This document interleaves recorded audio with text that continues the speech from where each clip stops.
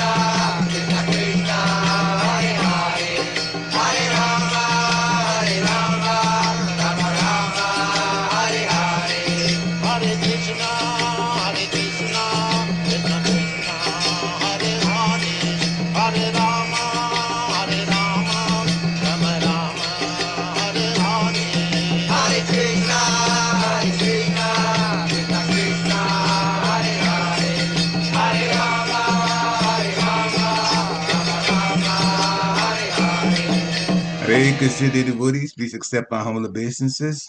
All glories to Srila Prabhupada. Welcome to this morning's Srimad Bhagavatam class. It's taken from Canto 2, which is entitled The Cosmic Manifestation. Chapter 6, Purusha Shukta confirmed. And this morning, we're very fortunate to have His Grace Balabhadra Bhattacarya Prabhu from ISKCON Atlanta to give the class. This is from text 38. Hare Krishna Prabhu. Please have my humble obeisances. All glories to Srila Prabhupada. Let's give Prabhu a little time. He'll come on as soon as his camera comes on, and we can start the class. Hare Krishna. Hare Krishna, Hare Krishna, Krishna Krishna, Hare Rama. Oh, okay. Let's see.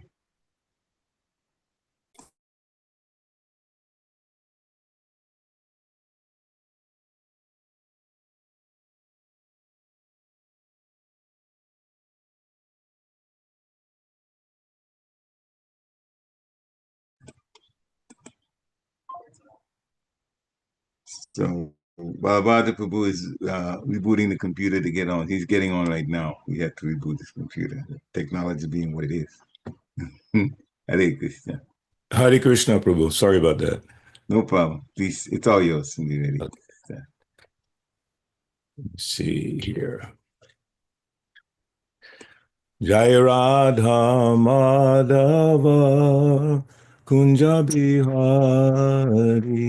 Jai Radha Madhava Kunja Bihari Gopi Jana Vallabha Giri Varadari Gopi Jana Vallabha Giri Varadari Yashoda Nandana Braja Jana Ranjana Yashoda Nandana Braja Jana Ranjana Jamuna Tira Vanachari Yamunatira Vanachari Jai Radha Madhava Kunja Bihari Radha Madhava Kunja Bihari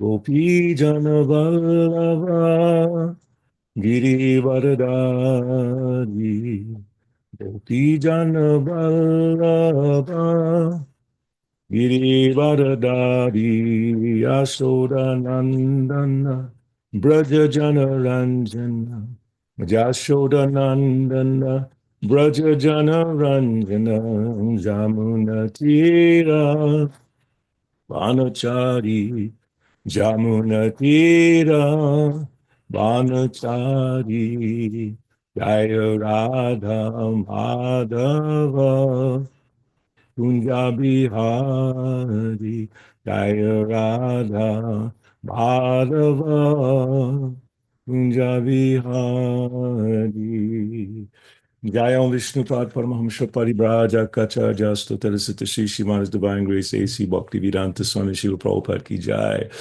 Jai Nitli Vishnupad Paramahamsa Paribraja Kacharya Stotarasita Shri Shrimad Bhakti Siddhanta Saraswati Goswami Prabhupada Ki Jai. Nanda Koti Vaishnava Vrinda Ki Jai, Namacharya Haridas Thakur Ki Jai. Prem Se Kaho Shri Krishna Chaitanya Prabhu Nityananda Shri Advaita Gadadhar Shivasadi Go Bhakta Vrinda Ki Jai. Shri Radha Krishna Gopinath Shama Kun Radha Kun Giri Govardhan Ki Jai, Vrindavan Dham Ki Jai, Navadip Dham Ki Jai, Mayapur Dham Ki Jai, Jagannath Puri Dham Ki Jai, Jagannath Baladev Subhadra Maharani Ki Jai, Shri Gaunitai Ki Jai, Shri Radha Madan Mohan Ki Jai, Bhakti Devi Tosta Devi Ki Jai, Jamuna Mai Ganga Mai Ki Jai, Samveda Bhakta Vrinda Ki Jai, Harinam Sankirtan Ki Jai, Sankirtan Jagya Ki Jai, Transcendental Book Distribution Ki Jai, Srimad Bhagavatam Ki Jai, Go Premanandi, all glories to the assembled devotees, all glories to the assembled devotees, all glories to the assembled devotees, all glories to Sri Guru, Sri Gauranga. Om Namo Bhagavate Vasudevaya, Om Namo Bhagavate Vasudevaya, Om Namo Bhagavate Vasudevaya. So reading from Srimad Bhagavatam. Let's see. Canto 2, Chapter 6, Text 38.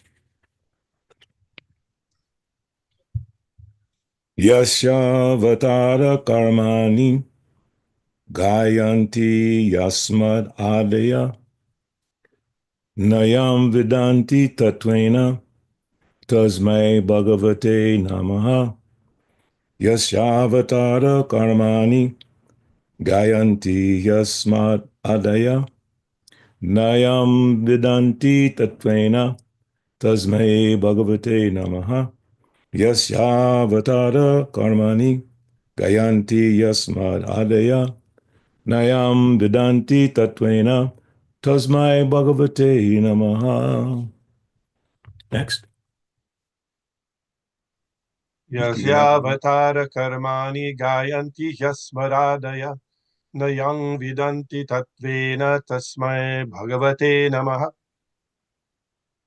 Yasyāvatāra-karmāṇi gāyanti asmad-ādayaḥ nayam vidanti tattvena tasmai bhagavate namaḥ. Hare Krishna. Yasyāvatāra-karmāṇi gāyanti asmad-ādayaḥ nayam vidanti tattvena tasmai bhagavate namaḥ. Hare Krishna. Anyone else? yasyāvatāra-karmāṇi gāyanti asmad-ādayaḥ nayam vidanti tattvena tasmai bhagavate namaḥ. Hare Krishna. Hare Krishna. Anyone else? Word for word. Yasya, whose avatara, incarnation, karmāṇi, activities, gāyanti, chant in glorification. He indeed, asmad-ādayaḥ, persons like you, do not, yam, whom, vidanti, no, tattvena, cent per cent as he is, tasmai, unto him, bhagavate, unto the personality of Godhead, Sri Krishna, namaḥ, respectful obeisances, translation and purport by His Divine Grace, A.C. Bhaktivedanta Swami Srila Prabhupada Ki Jai. Let us offer our respectful obeisances unto that Supreme Personality of Godhead, whose incarnations and activities are chanted by us for glorification, though he can hardly be fully known as he is. Purport: it is said that the transcendental name, form, quality, pastimes, paraphernalia, personality, etc., cannot possibly be perceived by the gross materialistic senses. But when the senses are purified by the process of hearing, chanting, remembering, and worshiping the lotus feet of the holy deity, etc., the Lord reveals himself proportionately to the advancement of the quality of devotional service. Yasyāvatāra-karmāṇi. One should not expect the Lord to be an order supplying agent who must be present before us as soon as we desire to see him. We must be ready to undergo the prescribed devotional duties, following the path shown by the predecessors in the disciplic succession from Brahma, Narada, and similar authorities.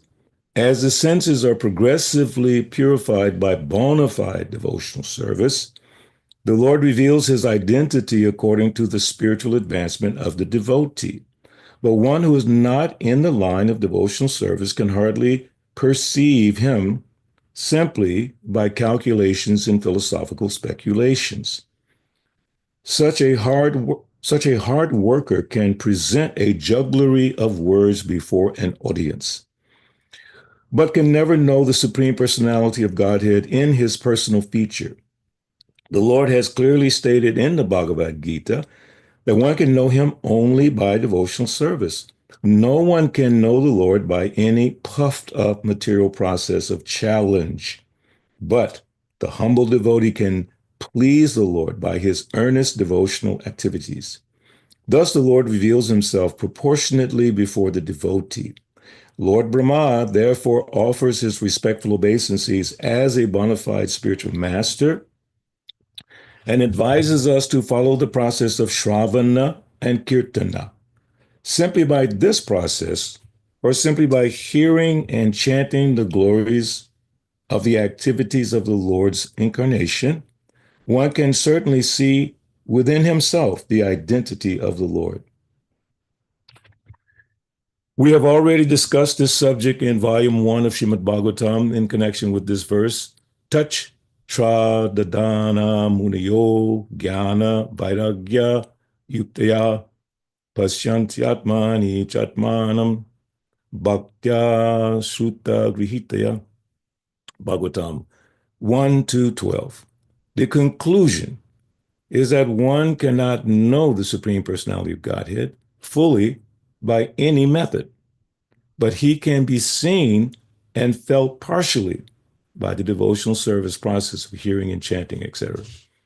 Om Jnanatimidandasa Jananjanantalakaya Chakshu Militam Yena Tasmai Shri Gurave Namaha Shri Chaitanya Manobhistam Stapitam Yena Bhutale Swayam Rupakadamaya Tadatte Swampadantikam Jai Shri Krishna Chaitanya Prabhu Nityananda Shri Advaita Gadadhar Shivasari Go Bhaktavinda Hare Krishna Krishna Krishna Hare Hare Hare Ram Ram Ram Hare Hare.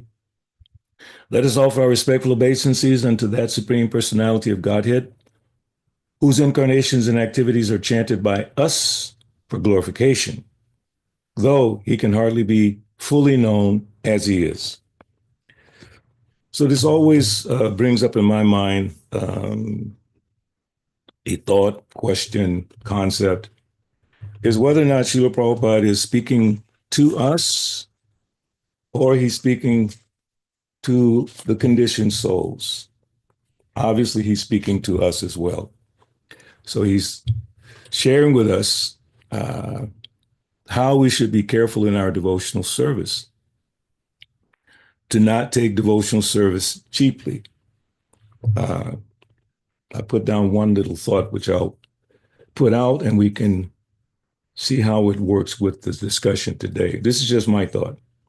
We should not be overconfident of our position in devotional service, thinking that simply by virtue of being a member of ISKCON, that I will achieve ultimate success. Rather, we should be confident that if I follow the instructions of Srila Prabhupada and be constantly vigilant, then I may, by Krishna's and Srila Prabhupada's blessings, achieve ultimate success, pure love of Krishna. Because pure love of Krishna is not ordinary. In pure devotional service, as described in the Nectar Devotions, rarely achieved. So the reason this thought process comes to me is that who am I to think that, here I come to Krishna or came to Krishna consciousness in 1970, end of 72, started chanting Hare Krishna, developed some different abilities and skills within the movement, received certain levels of recognition in the movement, certain positions in the movement of authority, things of that nature. But I came from an ignorant platform, not knowing anything about Krishna. Now I know some things about Krishna, but do I know Krishna? I can say, yes, I know Krishna. We have beautiful deities in our temple all over the world. There is Krishna. But then Prabhupada said one time, be careful to remember that you're serving God. So then I have to kind of project my thought to the point of, do I understand the conception of God? The ultimate conception is that from which, the absolute truth is that from which everything has emanated. Everything, all creation, everything has come. Just recently we celebrated Gaur Purnima, and it says that all this manifestation is Lord Chaitanya Mahaprabhu, same personality as Krishna. So then when you look outside at the sky, or you see vast expanses of oceans and mountains and so many things, and just this one planet, not even the whole planet. We can't even see the whole planet at once. We can only see whatever our eyes allow us to see within our purview. Maybe, on an earthly level, you can see for so many miles, maybe. Of course, we can actually see for millions of miles when we see the sun or the moon or stars. They're millions of miles away from us. And this is only one universe, just one universe. Mahavishnu lying in the causal ocean and emanating all the universes, millions and billions of universes. We know the story of Lord Brahma when he came to see the Lord. I am Brahma, that's who I am. Then the Lord brought all the other Brahmas with dozens of heads, thousands of heads, millions of heads. It took that for him to realize how insignificant he is before he tries to explain about Krishna. So if we think in that term, look at Lord Brahma, the first person in the universe, put together the universe on behalf of the Lord after soul searching and going down the lotus stem and hearing tapa and all these things, and then giving us Brahma Samhita, so much information. If he's saying that he can't understand Krishna, then who am I? Even to speak in such a way as if I know Krishna. I'm saying all this because the word that came to my mind was vigilant. As I'm speaking right now, I'm still not, I lose the connection between being a humble servant of Prabhupada and then being the person speaking to all of you right now. So you have to keep those things in balance. Vigilance to our consciousness. How am I thinking? Because Arjuna asked Krishna, one who's transcendental in consciousness, how does he speak? How does he walk? How does he act? How does he sit? So how should I be thinking? So Srila Prabhupada is guiding us through his purports, how to think about our position. So we have to accept that he's speaking to us, warning us, guiding us away from misunderstandings. And he gives us so much information. So I just gathered a few segments I wanted to share. One is a little extensive, but it's from Chaitanya Charitamrita. And it's the pastime of Lord Chaitanya with Prakashananda Saraswati. Because here in the verse purport is saying, it is said that the transcendental name, form, quality, pastimes, paraphernalia, personality, etc., cannot possibly be perceived by the gross materialistic senses. So that verse that comes to mind immediately is what? Atasi Krishna Nambadi, Nabhave Grayam Indriyai, Seva Mukhe Hijivadao Swayam Eva Sparachada. So in that section of the Chaitanya Charitamrita Madhya 4, chapter 17, beginning with, it's very interesting, so I want to share it, beginning with verse number 101. So there's a few verses leading up to Atashi Krishna Namadi. This puts it in context. At Varanasi, there was a Maharashtrian Brahmana who used to come daily to see Lord Chaitanya Mahaprabhu. This Brahmana was simply astonished to see the Lord's personal beauty and ecstatic love for Krishna. When the Brahmanas of Varanasi would invite Sri Chaitanya Mahaprabhu to lunch, the Lord would not accept their invitations.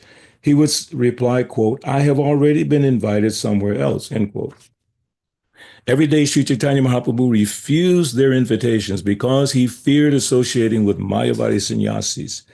There was a great Mayavadi sannyasi named Prakash Ananda Saraswati who used to teach Vedanta philosophy to a great assembly of followers. A Brahmana who saw the wonderful behavior of Sri Chaitanya Mahaprabhu came to Prakashananda Saraswati and described the Lord's characteristics. The Brahmana told Prakashananda Saraswati, quote, there is a sannyasi who has come from Jagannath Puri, and I cannot describe his wonderful influence and glories. Everything is wonderful about that sannyasi. He has a very well-built and luxuriant body, and his complexion is like purified gold. He has arms that extend to his knees, and his eyes are like the petals of a lotus. In his person are all the transcendental symptoms of the Supreme Personality of Godhead. When one sees all these features, one takes him to be Narayan himself.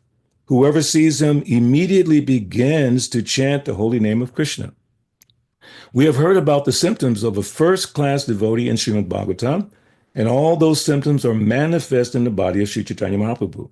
His tongue is always chanting the holy name of Krishna, and from his eyes tears incessantly fall like the flowing Ganges. Sometimes he dances, laughs, sings, and cries, and sometimes he roars like a lion. His name, Krishna Chaitanya, is all auspicious for the world. Everything about him, his name, form, and qualities is unparalleled. Simply by seeing him, one understands that he possesses all the characteristics of the Supreme Personality of Godhead. Such characteristics are certainly uncommon. Who will believe it? Prakashananda Saraswati laughed very much to hear this description. Joking and laughing at the Brahmana, he began to speak as follows. Prakashananda Saraswati said, yes, I have heard about him. He is a sannyasi from Bengal, and he is very sentimental. I've also heard that he belongs to the Bharati Sampradaya, for he is a disciple of Keshava Bharati. However, he is only a pretender. Prakashananda Saraswati continued, I know that his name is Chaitanya, and that he is accompanied by many sentimentalists. His followers dance with him, and he tours from country to country and village to village. Whoever sees him accepts him as the Supreme Personality of Godhead. Since he has some mystic power by which he hypnotizes people, everyone who sees him becomes illusioned. Sarvabhauma Bhattacharya was a very learned scholar, but I have heard that he also has become a madman due to his association with this Chaitanya. This Chaitanya is a sannyasi in name only. Actually, he's a first-class magician. In any case, his sentimentalism cannot be very much in demand here in Kashi. Do not go to see Chaitanya. Just continue hearing Vedanta. If you associate with upstarts, you will be lost in this world and in the next. When the Brahmana heard Prakashananda Saraswati speak like this about Sri Chaitanya Mahaprabhu, he became very much grief-stricken. Chanting the holy name of Krishna, he immediately left. The mind of the Brahmana was already purified by seeing the Supreme Personality of Godhead, Sri Chaitanya Mahaprabhu. He therefore went to Sri Chaitanya Mahaprabhu and described what had taken place before the Mayavadi sannyasi Prakashananda. Hearing this, Chaitanya Mahaprabhu mildly smiled. The Brahmana then spoke again to the Lord. The Brahmana said, "As soon as I uttered your name before him, he immediately confirmed that the fact that he knew your name. While finding fault with you, he uttered your name 3 times, saying, Chaitanya, Chaitanya, Chaitanya. Although he spoke your name 3 times, he did not utter the name Krishna, because he uttered your name in contempt. I was very much aggrieved. Why could Prakashananda not utter the names Krishna and Hari?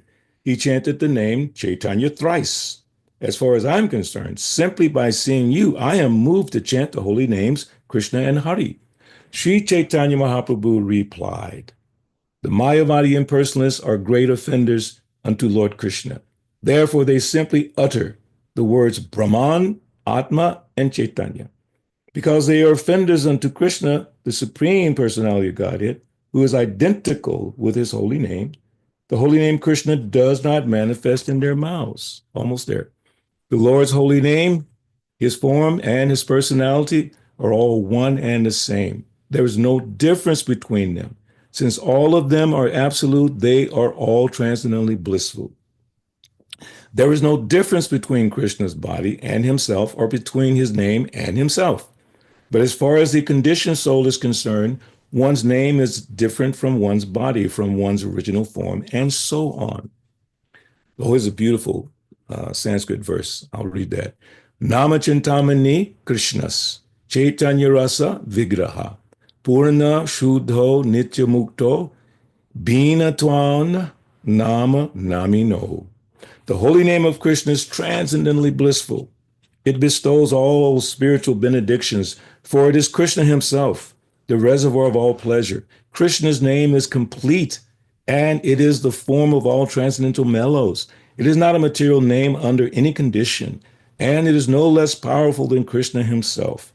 Since Krishna's name is not contaminated by the material qualities, there's no question of its being involved with Maya. Krishna's name is always liberated and spiritual. It is never conditioned by the laws of material nature. This is because the name of Krishna and Krishna himself are identical. The holy name of Krishna, his body, and his pastimes cannot be understood by blunt material senses. They are manifested independently. Krishna's holy name, transcendental qualities, and transcendental pastimes are all equal to Lord Krishna himself. They are all spiritual and full of bliss. And this is a verse that Srila Prabhupada is referring to in the purport, the verse coming up, text 136. Atashi Krishna namadi nabhave grayam indriyai sevan mukhe hi jivado swayam eva sparachada. Therefore, material senses cannot appreciate Krishna's holy name, form, qualities, and pastimes. When a conditioned soul is awakened to Krishna consciousness and renders service by using his tongue to chant the Lord's holy name and taste the remnants of the Lord's food, the tongue is purified, and one gradually comes to understand who Krishna really is. So again, back to the purport, Prabhupada says very clearly, it is said that the transcendental name, form, quality, pastimes, paraphernalia, personality, etc., cannot possibly be perceived by the gross materialistic senses. But when the senses are purified by the process of hearing, chanting, remembering, and worshiping the lotus feet of the Lord, lotus feet of the holy deity, etc., the Lord reveals himself proportionally to the advancement of the quality of devotional service. And then Prabhupada refers to yasyāvatāra-karmāṇi Bhagavad Gita. We must be ready to undergo the prescribed devotional duties. That's the beginning point for me. We must be ready to undergo the prescribed devotional duties. And in Prabhupada several times says bona fide. He says bona fide devotional service. So we have to be careful that the service that we're performing, our regular service, our sadhana, is bona fide. We should not speculate in the course of our devotional life. We should be very, very vigilant very, very careful, like walking on a razor's edge. But what happens to me, and I would assume to many devotees as well, sometimes we get caught up in our own mind actions, our thoughts. Who am I? Who I am. Apart from being a devotee of, trying to be a devotee of Krishna, just as an American, as a black man or a white man or a woman or gay or straight, all that stuff clouds our mind. And then we're not able to appreciate Krishna as he is. Prabhupada refers to another verse in Bhagavad Gita. Let's see if I can pull it real quick. Bhaktya Tvananya Sakya. What number is that? Yeah, here. No, I can't find it. Vishukada, you remember that verse? Bhaktya Tvananya Sakya. Ahamevam Vidorjuna. I don't know the number. Yeah, I'm trying to get the. It's 1154. Bhaktya Tvananya Sakya. Aham evam vidorjuna. Gatum drastum cha tattvena praveshtum cha parantapa. My dear Arjun, only by undivided devotional service. Let's stop right there for a second. Undivided devotional service, where we're not, our devotional service is straightforward, purely performed, humbly performed, not divided. Very clear. Only by undivided devotional service can I be understood as I am standing before you, and can thus be seen directly. Only in this way can you enter into the mysteries of my understanding. So again, to my original thought, which is haunting me, who am I to think that I understand Krishna? Am I on the level of pure devotional service? Shuddha Bhakata? This past Sunday, I was giving a class at our new center in Atlanta, and I had everyone sing Shuddha Bhakata Charana Renu, Bhajana Anukula. And it was just fascinating because none of the people knew the melody. I was like, wow, what's going on in our movement? These are just standard bhajans and standard melodies, and no one even knew it. So I felt blessed to be able to teach it to them. And I saw in their faces the joy of singing this bhajan and then hearing the explanation of it. So when we're performing our devotional service, it should be carefully performed, attentively performed, not thinking ourselves anything, advanced or special. And then when we have to share about Krishna consciousness, as I said many times, it's not our philosophy. What I'm saying now, if I'm saying it correctly, is not me. It's coming from Krishna, or at least I'm trying to follow what I've heard from Srila Prabhupada to try to convey to all of you and myself on this class. It's not that I should receive any specific glorification for what I say, because what I say should be what came from Srila Prabhupada. So who gets the glory? Srila Prabhupada. And Srila Prabhupada gives it back to his guru, and it all goes back to Krishna. I like the ending of this purport where it says, the conclusion is that one cannot know the Supreme Personality of Godhead fully by any method, but he can be seen and felt partially by the devotional service process of hearing and chanting.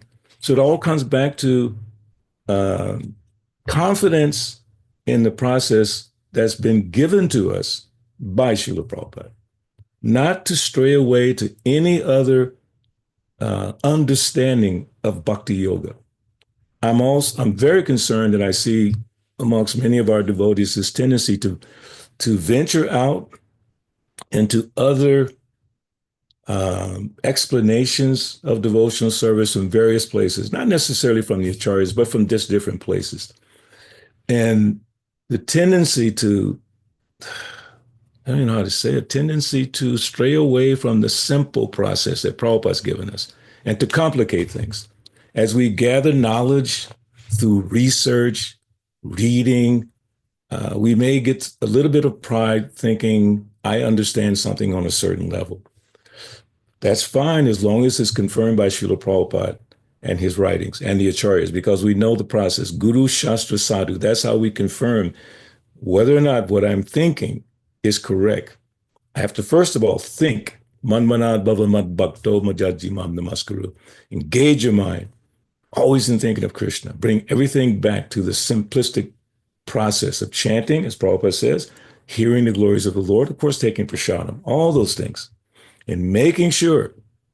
I'm saying this to you, and I'm saying it to me, because I pray every time I have to speak, let me say something that might encourage the devotees and myself, because all I'm doing is reading what Prabhupada has written, going out to the references that he has given, like Bhagavad Gita or Atachi Krishna Namadi, which is nectar of devotion, and trying to appreciate it. The understanding comes from Krishna. I don't have the intellectual capacity to say I understand this incredible philosophy, but some understanding Krishna will give us, the Dami Buddhi Yogam. And it goes back to Tesam Satata Yuktanam Bhajatam Priti Purvakam, doing the service with love. Love means paying attention. So the simple conclusion for me is that if we perform our devotional service attentively, nicely, then Krishna will bless us with understanding. I just want to share one more reference from, I was trying to find the exact place in Nectar Devotion, because Srila Prabhupada, this is a summary study of the Nectar Devotion. It's not broken down into verses.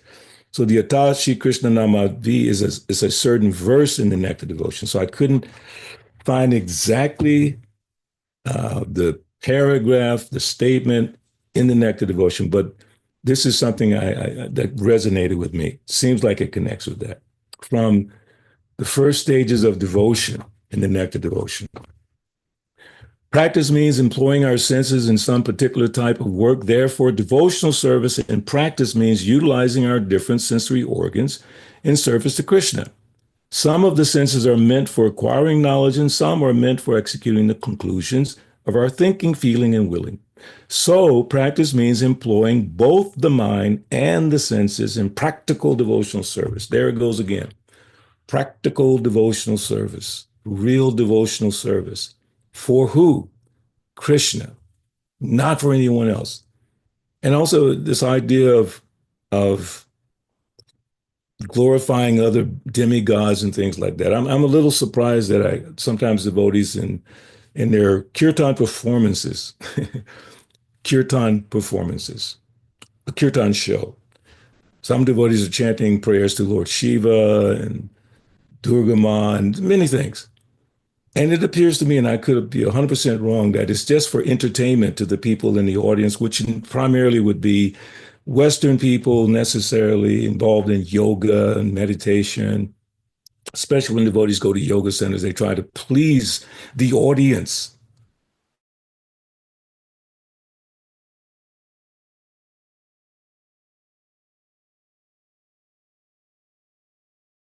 Our pleasure is like the pleasure of a man who's a chauffeur, who's driving a very luxurious car for the owner of the car. So he's also enjoying by serving. So we will enjoy by serving. It's natural. By serving Krishna with love, we'll feel some joy, some bliss. Devotional service should be joyfully performed. Very nice. But it has to be practical and it has to be focused for the pleasure of Krishna. Then it says, this practice is not for developing something artificial. For example, a child learns or practices to walk. The walking capacity it's there. It's already there. So you cannot bring something that's not already there. So love of Krishna is already within us. And Prabhupada goes a little further. This consciousness, though lying dormant in those who are materially contaminated, is found in every living entity. And when purified, this is called Krishna consciousness. So that service mood, loving mood, it's already there. So by the process of careful practice of sadhana bhakti, that natural ability to love Krishna starts to awaken. It's already there. And that's what Prabhupada is saying by saying the child has the capacity to walk. So by a certain practice, they will start walking. It's amazing how a child goes from practically not even crawling, just lying on his back, to the stage of walking. And this is very interesting. So coming to the stage of loving Krishna happens if we follow carefully bona fide devotional service. Don't speculate. Don't go outside of what Prabhupada has given us. He's given us everything in terms of Shastras and Acharyas. Prabhupada's given us everything. I was reading Chaitanya Charitamrita over the last week or so. And even in the first chapter of Chaitanya Charitamrita, there are amazing pastimes of Radha and Krishna. So I wonder, devotees are reading different things, saying, you know, even to the point of saying that Prabhupada didn't have enough time in his life, he could have given us more of these amazing things from the Acharyas. What are you talking about?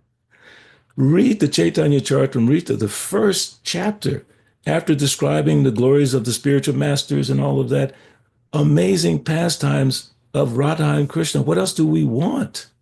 And if you continue in Chaitanya Charitamrita, it's incredible how much is revealed there about the intimate relationships of Radha and Krishna and all those things.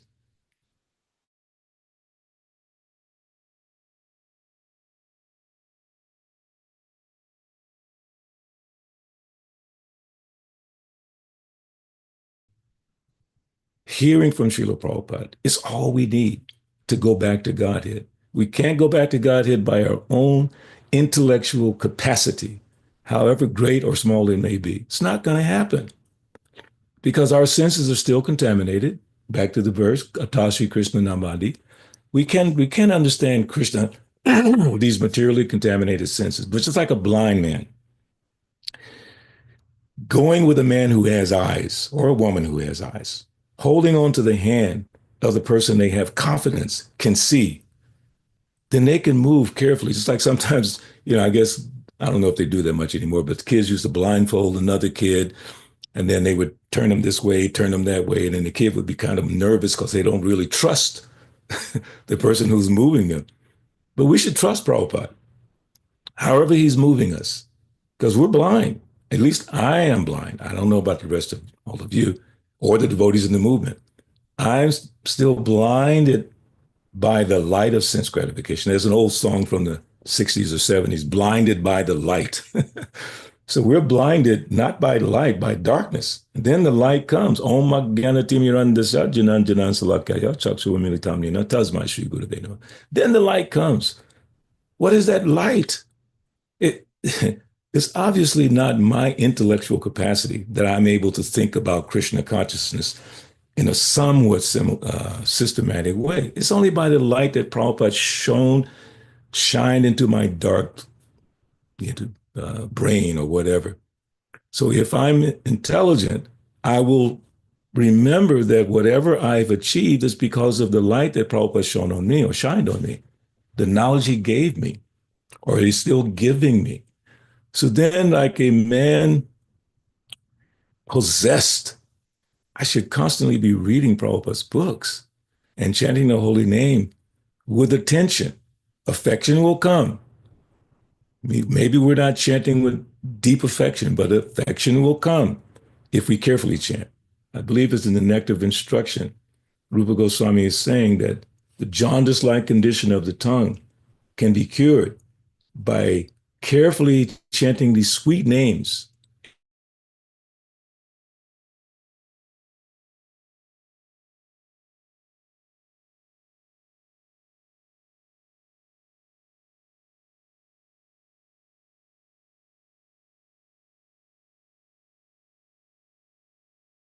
Adresu Nityam Bhagavata Sevaya Bhagavatu Tamasloki Bhakti Bhavati Naistaki. All these inauspicious things in the hearts will be gradually destroyed. So I want to stop there. I know I went to several different places of thinking, but I'm just concerned about myself, concerned about other devotees, that we don't get distracted from the simple path that Srila Prabhupada has given us. So one more time, the end of the purport. Let me see where it is. Yeah. It's almost like a straight out instruction to us. The conclusion is that one cannot know the Supreme Personality of Godhead fully by any method, but he can be seen and felt partially by the devotional service process of hearing, chanting. So I'll stop. Any questions or comments? Sorry if I got off track. Thank you very much for a very in-depth lecture, especially took us to the Shastra reading Chaitanya Charitamrita. It was very, very wonderful to hear, about the Lord's activities with the. It sometimes blows my mind that people think calling like Lord Chaitanya is sentimentalist. Anyway, anyway, Prakash put that Nanda. aside. So, dear devotees, this is the time to unmute yourself. We have a question. I don't know whether Vidanti would like to comment, but I know dear Krishna Prabhu raised his hand, but just the question of seniority, if Vidanti you'd like to make some comment first, then we'll go on. All right, thank you. So I just remembered, it reminded me the talk of Balabhadra Prabhu about Srila Prabhupada wrote a letter to Rupanuga Prabhu in 1972 when he was the temple president of the New York Temple. And I was there at the time. And in that letter, it's quite interesting. He said, this is 1972, that we have enough devotees now. We don't need to get more devotees. Now but we should focus on boiling the milk. Because when milk is boiled, it becomes sweeter and sweeter. But what's the use of watering things down? Because then the whole thing is lost. Yes. So sometimes he said things like, it doesn't matter if nobody comes, but we have to stay, we have to keep the purity of the process and the purity of our attempts to serve Krishna. So I know that you gave the example of perhaps for satisfying audiences instead of Krishna chanting demigod names during kirtans. Have you noticed any other of those tendencies that we might have? We have to be careful of. Yes, I know it's controversial, but I have to say it. I don't even understand how Holi became such a big festival in our movement. I know from you joined before me in the early 70s. I came in 73. I never saw it. Didn't even hear, and I had the name Holi, never even really heard it that much. But now it's become almost equal to Gaur Purnima. That is really shocking to me. The promotion is Gaur Purnima Holi Festival. I'm thinking, where did that come from? How did that? And I know there's big holy festivals in Utah and all over the world, and devotees are throwing colors and all that. But I'm thinking, what is this? And mostly, it appears to me, it doesn't look like that they're connecting it with Krishna. It's a wonderful time. Devotees should have fun, and the fun should be in chanting Hare Krishna, the holy names of the Lord, and taking prasadam. This is what Prabhupada showed us, how to have fun. So that's one thing that troubles me. I don't know about anyone else. Shiva Lingam, Shivaratri. When I was temple president in Atlanta, Shivaratri meant reading from the Bhagavatam, especially for me, the prayer sung by Lord Shiva, chanting the song sung by Lord Shiva. I would read that chapter. It's so beautiful. And Lord Shiva says, Krishna's features glisten like raindrops glisten. Oh, I love that. That's Shivaratri to me. But now I've seen the devotees doing Shivaratri even in a temple. It's unbelievable to me. So there are other things that go on. And then, I don't know, there are many things like that. Chanting the names of Lord, chanting, I don't even know the mantra for Lord Shiva, but as part of a kirtan. And seeing the names of the demigods equal to or whatever to Lord Vishnu's name, that's an offense to the holy name. So those are some of the things for me, Vishnudhar. You have anything that troubles your mind about how devotees do things now? You can share. I won't. I thought you did a good job. I won't go further. Thank you. I just the caution that it's a good idea for devotees in ISKCON to see. I mean, we read in the Bhagavad Gita, Srimad Bhagavatam, the philosophy that the teachings of Srila Prabhupada that are through the parampara from Lord Chaitanya, from Krishna, and then to study how Srila Prabhupada applied them practically within the movement and in his own and his dealings with the population. the general population. You know, sometimes we have to discriminate between what's appropriate for inside the temple and what might be allowable outside the temple. Yeah. For example, you know, George Harrison made some really interesting songs, My Sweet Lord and things. But we're not talking about the Govindam, but other songs that were, at least he said, apparently were glorifications of Krishna. Yeah. But would we chant those in the temple? I mean, for outside people, or people who might be coming, just be coming to Krishna consciousness, the one approach, but for those who are more serious followers, there's another system, or a slightly different system. Yeah. Or, for example, we just had Gaur Purnima, and there's for those people who aren't serious followers, then any kind of prasadam is good. But for those who are trying to follow a little carefully, then they break the fast with the Kadashi prasadam. So those kinds of things. Yeah. That's just a comment. Thank you very much. I think it's to that point, very important what Vishnudas is pointing out. In other words, devotees now, quote unquote, second generation, upcoming third generation, should take advantage of devotees who were in the presence of Srila Prabhupada, had the experience of seeing Prabhupada do things, hearing directly from Srila Prabhupada, seeing what ISKCON was like under Srila Prabhupada directly.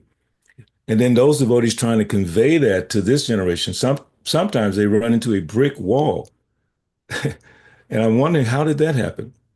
Because at least the way I was trained, I'm sure Vishnu Gada, your older God brothers were like a treasure.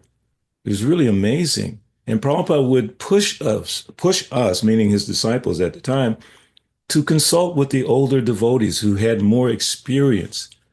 And it's just amazing to me how devotees sometimes assume a certain level of proficiency in Krishna consciousness, whereby they don't take advice very easily. So the senior class of few remaining Prabhupada disciples are very hesitant sometimes to even say anything, because it's either ignored or it's seen as you're just a bunch of grumpy old Prabhupada disciples. I mean, that stuff is weird. There's a wealth of information there. So as Vishnu Gada is pointing out, as we try to innovate, bring things out to the public, we have to be very careful. Check and make sure that it's in line with what Prabhupada wants. Last thing, and I have to mention this one. This is really a big bother for me. There's something called body surfing. Does anyone know what body surfing is? In the rock and roll world, especially the punk and heavy metal world, body surfing is what musicians do, and people. They jump off the stage and people catch them and they move around with their bodies, touching all parts of their bodies. And I'm seeing devotees do that. I'm thinking, how did we get to this platform? Do you think in your wildest dreams that Prabhupada would approve of such a thing? I don't think so. In all my experience, I'm sure in Vishnu Gada's experience, never saw such a thing. And to see sannyasis do that, my mind is blown. So I'm just saying we have to be very, very careful, very careful. So I'm sorry, Parikshit, you can. No, that's okay, man. It's good to hear these things. I was very surprised that, way back when I saw one of the female popular artists do that, jump and, into the audience, and then they were just moving her like that and then back onto the stage and said, boy, what kind of. Anyway, they'll do anything. So they'll calm me, so I wasn't surprised. Yeah. So yeah, we have to be careful what we bring into the society. That's very important. Dear Krishna Prabhu, hopefully you're there. I know you put your hand down, but you can ask a question now. Hare Krishna Prabhu, please accept my Haribo, all Krishna Prabhupada. I lowered my hand because I was just wishing this discussion, exchange of thoughts never ends.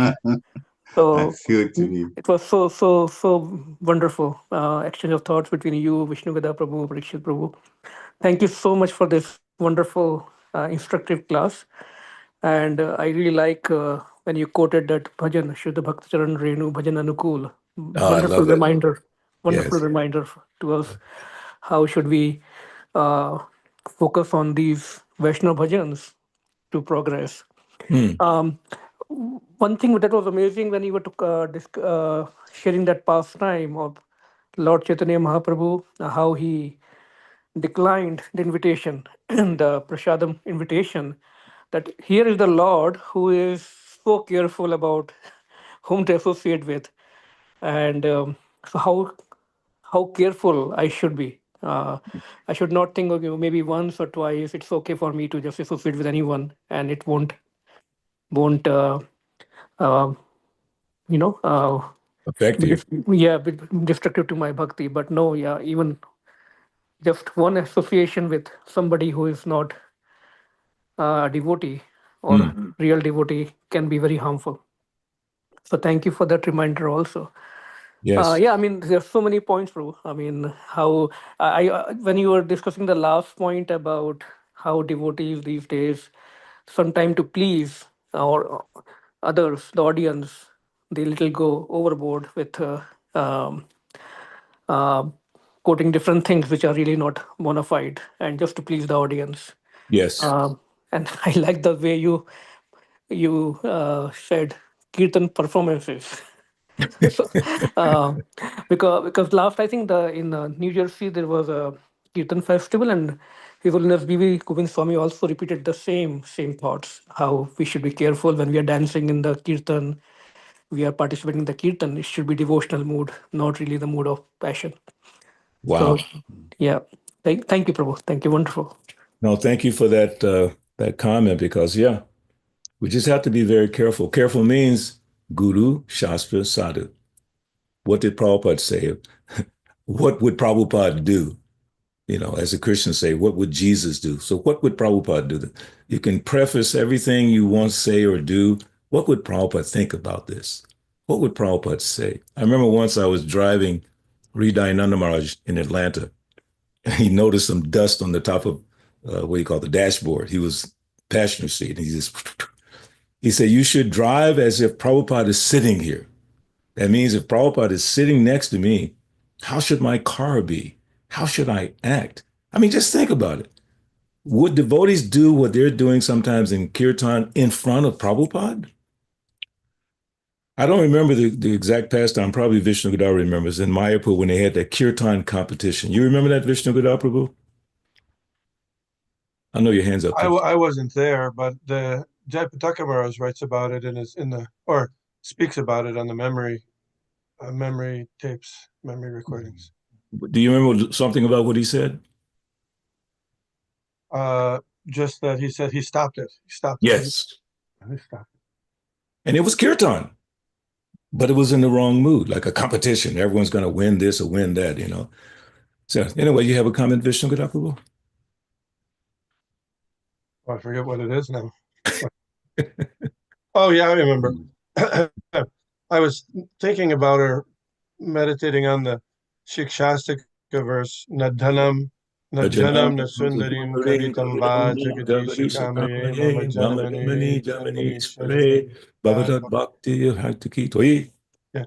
And how that applies to, or might apply to Kirtan, Sankirtan. Because the first three verses are especially about chanting the holy names, but this one doesn't specifically mention the chanting of the holy names. So, Nadanam, I don't want to get money for my kirtan. Yes. Yeah. There's the story about the 4 Annabhava. You know that story? No. Anyway, there, along with what you were saying about the kirtan competition in Mayapur, in Bengal, it used to be common that different villages would have kirtan competitions between themselves. And so each village would hire a kirtan performer. Ooh. And, they would go through the kirtan and be rolling on the ground and all this stuff. And then there would be finally, they get a judge would determine who was the winner of the kirtan competition. So, there was a kirtan and both kirtan performers were rolling on the ground and crying in ecstasy and all. So then the one person, of course, lost. So the village people said, "What do you do? How come you lost? What's up there?" He says, "Well, how much bhava do you expect for 4 rupees?" That's a good one. Because when somebody is showing supposed ecstasy or excitement or fun, is it really from devotion, or is it because they got to do that because they're being paid? It's Wow. a question. So then that's the dhanam. Then janam. I was thinking about janam, and janam you could put in that because that means followers or people. Yep. You could include in that doing stuff just to please others, but not for Krishna's pleasure. Yeah. You follow. Yep. So we do things, for the devotees like it. Just like I was at a festival and the devotees were chanting. We would call it alap. It goes a long time, but Srila Prabhupada specifically stopped that. He didn't like that. He told us not to do that. So I asked the people who are doing that, how come? I said, well, the devotees like it. Najanam. Yeah. And of course, nasundarim, no attractive partners for kirtan. Anyway, just thought about that. Oh, no, I'm glad you brought that up too. I want to ask the blessings of all the devotees because there's something that I'm planning here in Atlanta at our new center, Lakshmi Nrsimha Center. By the way, by Krishna's grace, hopefully it'll be a full ISKCON temple by this end of this week, praying for that mercy. But I've envisioned, and I'm already putting it in motion, a kirtan festival with young devotees, ages, we hadn't decided the exact age, like 7, maybe even 5, 7 to like 16, 17 years old, only Prabhupada's melodies, only Srila Prabhupada's melodies, which I'm going to teach these devotees specific melodies. So my feeling is that these people, some of the devotees have never even heard Prabhupada's voice. It's shocking. And they don't even know that Prabhupada sang so many beautiful bhajans and kirtans and melodies. I can say that with confidence because I rarely, if ever, hear a Prabhupada melody in a kirtan festival. It's amazing to me. In fact, I remember coming to Harrisburg, Parikshit Prabhu, and what's his name? Adishesh, Sukada's son. And you remember the first time I came, my voice was completely gone. I couldn't sing. And your daughters were saying, Balabhadra, you go on the schedule, you have to sing. So I told Adishesh, you're going to have to stand in for me. But I taught him the simple Prabhupada melody. And I was so proud of him sitting with all those young devotees singing that Prabhupada melody. And it took the devotees a second to even catch it. Then they all started singing the Prabhupada melody and the room was electric.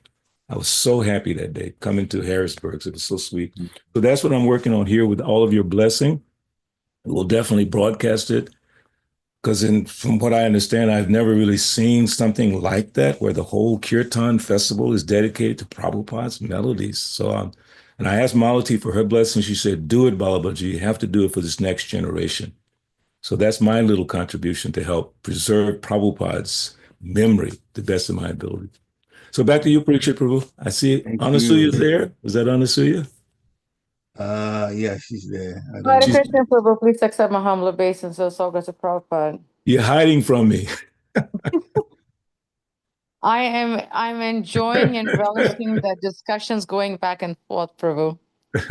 Good to see you, Mataji. Hari Bol. You too. Hari Hari Bol.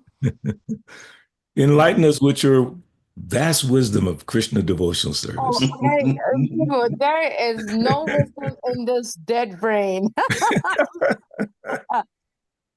Definitely. I was just having a realization how when you spoke about, Holi and Shivaratri and all that, I mean, definitely, when you said that when you joined in the 70s, Prabhupada never talked about that. And when we joined in the 90s, it was unheard of. Really? Prabhu, when we moved to Gitanagari, we didn't hear Holi Shivaratri. Wow. Glad to hear that. It never did. It was like a foreign concept, because I think also, at least in my hometown, Singapore never celebrated those festivals. So I was, even though I was raised Christian, But my Indian friends never did that, so I wasn't used to it. So even when we joined, ISKCON, 92, 93, it was just the basic, Vaishnava festival. So Holi and Shivratri was not there at all. Wow. So when I think it started evolving of coming and happening, I think I don't know when. I want to say probably I kind of say that things happened after the IT market mushroomed. That's when it happened, Yeah. But I think that's when it started, but then I was never able to personally, I was never able to what's the word? Grasp it, because it was very foreign to me. Yeah. And I think it's because that's how we were trained in Gitanagari. That was not there. It was just this basic, the common, lack of a better word, Vaishnava festival. Yeah. But I was also realizing that how much it's so important that that we read Prabhupada's books, and we read especially his letters. Oh, yes, yes. Especially his letters and his morning walks. He gives instructions very there. It's so simple. It's so simple. It's so basic. Like, for example, even for Ekadasis, right? Prabhupada made Ekadasi so simple.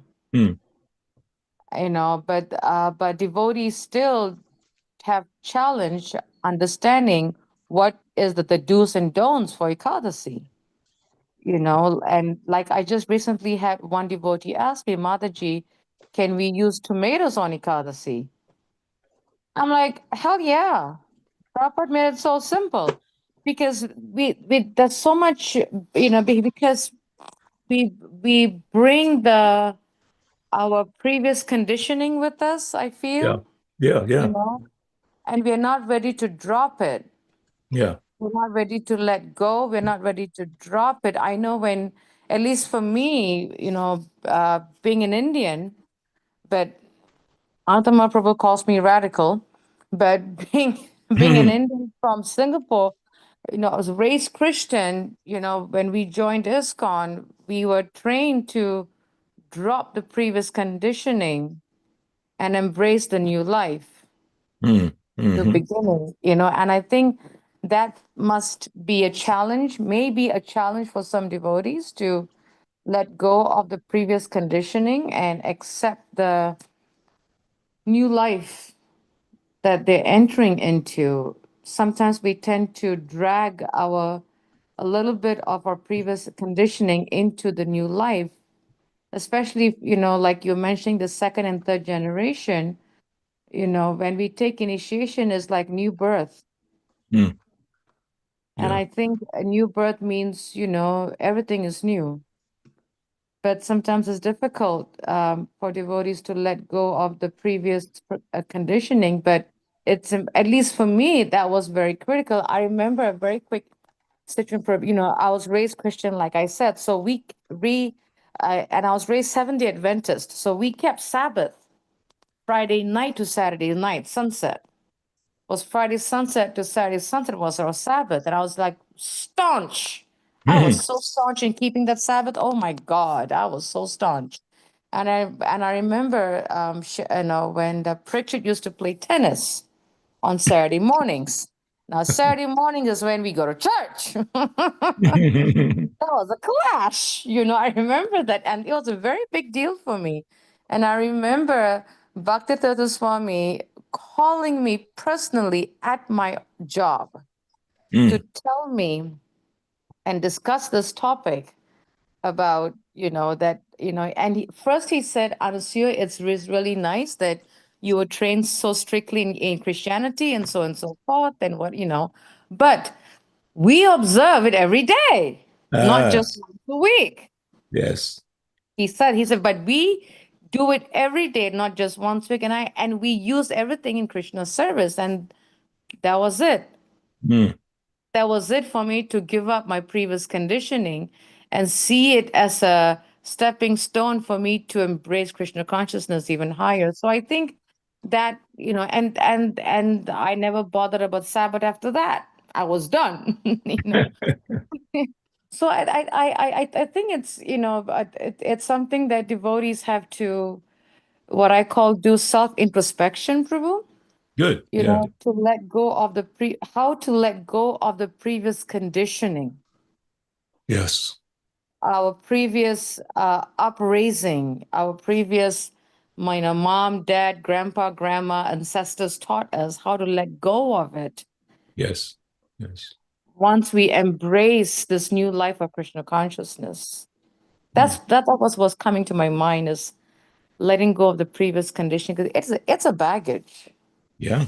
Yeah. I'm done talking. I'm so Thank sorry. you. Prabhu. No, that was beautiful. Thank you very much. Hare Krishna. Thank you very much. Sarvanga Sundar. Yes. Please go ahead, Damla. Hare Krishna, Prabhu. Please Hare accept my Krishna, Brooks of praise and glory, Prabhupada. Wow. I mean, like, I'm in, like, right now in Golok, I guess. I don't know. It's wonderful conversation. Like, I resonated with everything that was like, that Vishnugada Prabhu mentioned, that you mentioned, that Anusuya Mataji mentioned. Because the devotees I'm connected with, like, whom I take inspiration from, like, and they have said the same points. And one point that you mentioned, that you are starting this a Kirtan festival, Srila Prabhupada Kirtan festival, or his melodies is wonderful. Like, I mean, because like, of course, there are so many of his melodies, like, Vibhavari Shesha. Oh, yes. It's wonderful. Shad Goswami Ashtakam. Those are like amazing ones that, like, you can. Vande Rupa Sanatano Raguya Go Shi Jiva Go. Oh, I love that melody. Yeah, that one is amazing. So, we really like, those things are like amazing. And somewhere when you talk about all those things, where is like, holy, of course, like, it's we like, in the context of entertaining outside people and trying to attract them to Krishna consciousness, we are the purity of the movement is at the stake somewhere, actually. Like that. And I have heard one thing from, like, Radhesham Prabhu, that if we and these are the words of Prabhupada as well, I guess, because you know that he says that if you are giving something pure to any person, one day or other he will like, come back to you. It's not like, he doesn't like it today, then he is never going to come back to you. Like, our movement has been growing constantly because we are giving a pure substance to people, and it will keep on growing till the time we keep on doing, like, keep on doing things in a pure way, pure, like, soul talks and all, like, not like putting any, like, any new stuff in it, or any new addition, or any editing to those things. Like you said, the holy or Shivratri. Shivratri is like, yeah, like you said, the prayers of Lord Shiva. Shivji. Yeah. Like, yeah, it's these things are wonderful. I remember my Guru Maharaj on Pandav Nirjal Ekadashi. He was doing this. This was like Bhishma Panchak, and then it ends with Pandav Nirjal Ekadashi, I think. Something like that. I don't remember. But he was at the place where Srila Prabhupada gets the instructions, Ultadanga Junction, for it to come to USA or to go to West and preach. He was there, and he said, we will chant 64 rounds. Like, of course, this was planned. And he said, like, in, like, on Bhishma, on Pandav Nirjal Ekadashi, we'll have 64 rounds of chanting. On that day, a lot of people chanted with him, and he was at the place. It were wonderful. Like, those kind of things, like, really motivate me that, yeah, I mean, like, this is something I would like to see. And that one thing that you mentioned, that you are starting it with the younger generation, is the something that really is a good thing, because like you said, that the conditioning need to be going away. Yes. But many times what happens, like if you are giving it at a young age, then they won't be conditioned to other things. They will always be in that Srila Prabhupada zone, because if they get into other things, then it's very difficult to get the students back, or get the younger generation back to the track, kind of, I would say. But yes, thank you for a wonderful conversation, Prabhu. Hare Now, Krishna. thank you for something you just said. I'm writing it down. Srila Prabhupada's zone. I love that. The Srila Prabhupada zone. Yes. I might make a sticker out of that. Srila Prabhupada zone. Wow. Yay. Thank you, Prabhu. Thank you, dear devotees. Any final questions, answers? Questions, realizations, takeaways? If not, then we'd like to thank all of you for coming on this morning. We always learn once you can hear Krishna Katha, hopefully to improve our lives and our outlook on things. Thank you again for coming. Jai. Thank you, Baba, for going to Krishna Katha. Haribo, Hare Krishna. Vanchakalpatarubhishya Kripa Kripa Sindhu Vacha Patitanam Pavnebhyo Vaishnavyo. Haribo, all glories to Srila Prabhupada. Jai. Thank you. Haribo. Hare Krishna. Hare Krishna. Hare